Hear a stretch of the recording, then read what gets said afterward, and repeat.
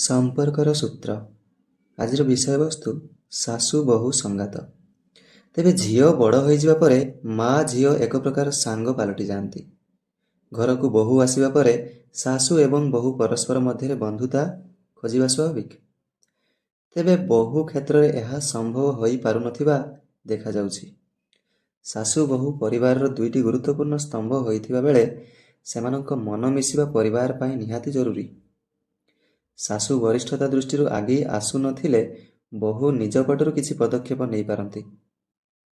प्रथमतः दुहे दुईटी भिन्न परिवार होइथिबारु परस्पर पसंद नापसंद जानिबा दरकार। एथिपाई परस्पर को यथेष्ट समय दिंतु। बहु एवं सासु परस्पर पसंद जानी खाद्य प्रस्तुत करने सेमानंक संपर्क को सुदृढ़ करिथाए।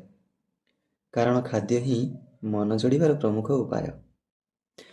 समय पाइले बहु सासुंग सांगरे नहीं किणाकिणी करने को जिबा किंबा चलचित्र देखिबार योजना करि पारंती। सासुंकर प्रत्येक अनुभव को सम्मान दे निज संसार गढ़िबारे तांको परामर्श नेले यह सासुंकु खुशी करिवो एवं बहु पाई मध्य उपयोगी होई परिवो। एबे आधुनिक चलणी भितरे बढ़िथिबा झियो माने बहु होई आसुथिबारु सेमानंको जुगोपयोगी एवं उचित परामर्श प्रति सासु भी ध्यान देवा जरूरी। बहुंकर आधुनिक ज्ञान एवं सासुंक पारंपरिक अनुभव परिवार को सुख समृद्धि रे भर दे पारिबो। धन्यवाद। वंदे उत्कल जननी।